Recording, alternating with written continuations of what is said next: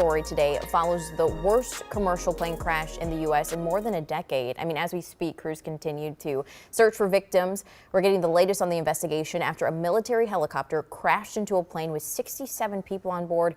We're also hearing from the president for the first time. A lot of new details about that. But before we get to that, we got to talk about this weather. Yeah, beautiful day today. Beautiful day. If you like warmth in January, we have it for you in full force. Already 44 here in the Twin Cities, headed into the upper 40s. Northern Minnesota just as warm for you, well into the 30s to around 40 degrees now. And southern Minnesota well into the 40s as well. You look at La Crosse at 50, Marshall 48, so 50s are likely down in that part of the state. Looking at all the sunshine across the area today as well, that's what will keep the warming coming. Just a few wispy, thin high clouds from earlier on. And if you're enjoying that sun, well, you will today and tomorrow, as we're gaining about 2.5 minutes each day now. And we'll continue to do so through at least the next several months or weeks. As we look through the day today, again, upper 40s in store for us. The record's 48. Looks like at least a tie, if not breaking that by later this afternoon. All right. Warm weather for us. Very warm. Thank you, Mace. Now back to our top story. We're taking a live look now at the ongoing search for victims of a plane crash over the Potomac River just outside Washington, D.C. Last night, a military helicopter collided with an American Airlines plane carrying dozens of people. Now officials say it's unlikely any have survived. NBC's Alice Barr has the latest. Tragedy in the air and in the water. I just saw a fireball and then it was just gone. So I haven't seen anything since they hit the river. After a passenger plane collided with a U.S. Army Black Hawk helicopter near Reagan National Airport, sending both aircraft plunging into the Potomac River and touching off an urgent search. We are now at a point where we are switching from a rescue operation to a recovery operation. At this point, we don't believe there are any survivors from this accident. And we have recovered 27 people from the plane and 1 from the helicopter. The plane, now in pieces in the river, is an American Airlines regional jet coming from Wichita, Kansas, with 60 passengers and 4 crew members aboard. 3 people on board the Black Hawk helicopter on a training flight. We will not rest until we have answers for the families and for the flying public. You should be assured that when you fly, you're safe. New audio showing air traffic controllers asking the helicopter pilot if he sees the passenger jet and telling him to pass behind it. As details begin to emerge about who was in that passenger plane, U.S. figure skating confirming that several coaches, athletes, and family members were returning from a training camp for top juvenile figure skaters. Families who had gone to the airport for reunions now facing devastation amid a search for answers about what went wrong. In Washington, Alice Barr, NBC News. Gosh, just heartbreaking moments overnight. Just over an hour ago, President Donald Trump spoke for the first time on the incident. Before he started, he called for a moment of silence for the victims. This was a dark and excruciating night in our nation's capital and in our nation's history, and a tragedy of terrible proportions. As one nation, we grieve for every precious soul that has been taken from us so suddenly. The crash is impacting flights coming into MSP right now. Right now, we know 3 arrivals from D.C. have been canceled. 2 are American Airlines flights scheduled, and 1 is a Sun Country flight. Reagan National is now reopened, so the number of cancellations could decrease throughout the day, but make sure you're checking in with your airlines.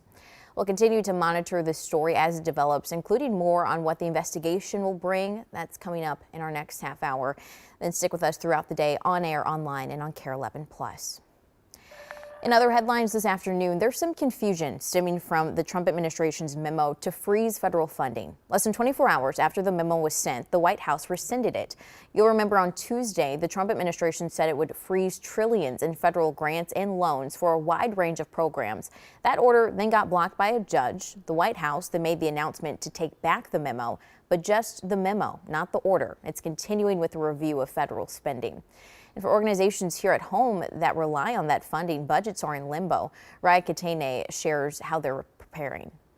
It seems there are more questions than answers this morning after the White House rescinded its memo directing a pause of federal funds. The Trump administration said it was freezing trillions of dollars in grants and loans for a wide range of programs, but that directive was then blocked by a judge. And now the White House says just the memo was rescinded, not the order, and it is continuing its review of federal spending.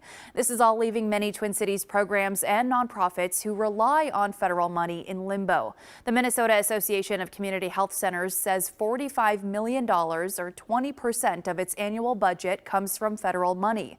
These centers provide comprehensive and affordable health services to roughly 170,000 people across the state. If they're unable to get federal funds, even temporarily, the CEO says facilities would begin shutting down within days. Well, right now, a hockey player from Alexandria is in a Canadian hospital after an accident on the ice caused a traumatic neck injury. 17-year-old Jackson Drum is a defenseman for a hockey academy in Idaho. While playing in Vancouver over the weekend, his aunt tells us he crashed into the boards and broke his neck.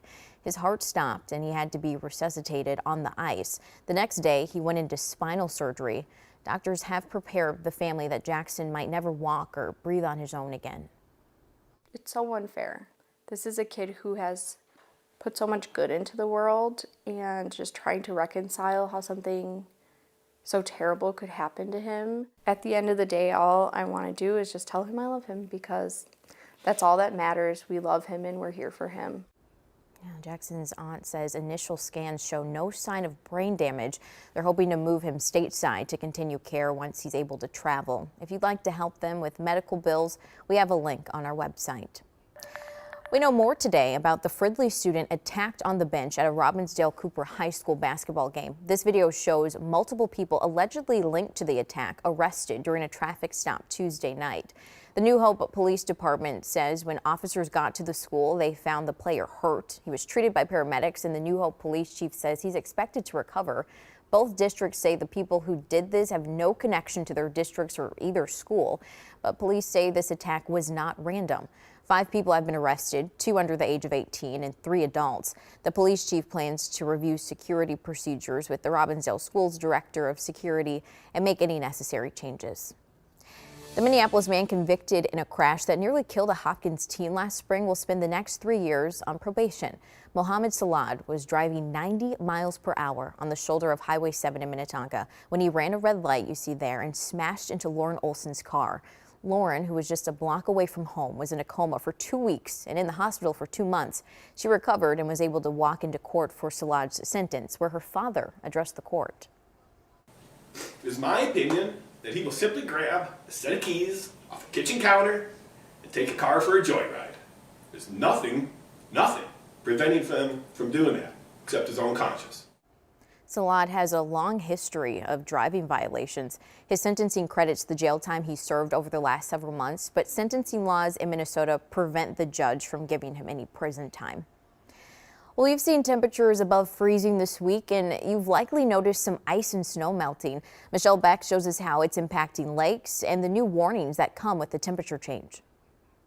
If you're out here long enough, you can hear the crackling sounds of the ice right here on Lake Minnetonka. Specifically, this is Echo Bay we're looking at right here. And take a look at the snow. This is part of the problem here, because when it gets warm enough and when it melts, all that water is going to melt into the ice, further causing certainly weak spots to degenerate, to break down even more. Well, the DNR told me a common problem this winter has been pressure ridges, which you can see in this photo from Lake Minnetonka earlier this week. The Hennepin County Sheriff's Office reminds us here ice around these spots is hard to see, especially after snowfall.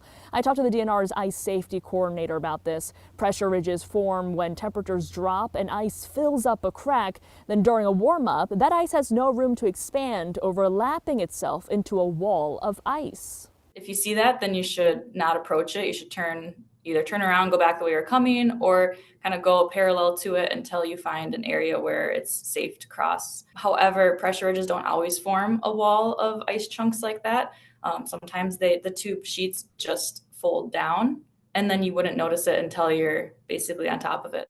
So how do you avoid it before it is too late? Well, first, the official there from the DNR says to talk with the local experts, including those who work at marinas, including those who work at bait shops, or of course, local law enforcement. Also to drive slowly so that you can see what you're driving into. And also third, stick to travel paths that have been well maintained by Lake Minnetonka. Michelle Beck, KARE 11 News.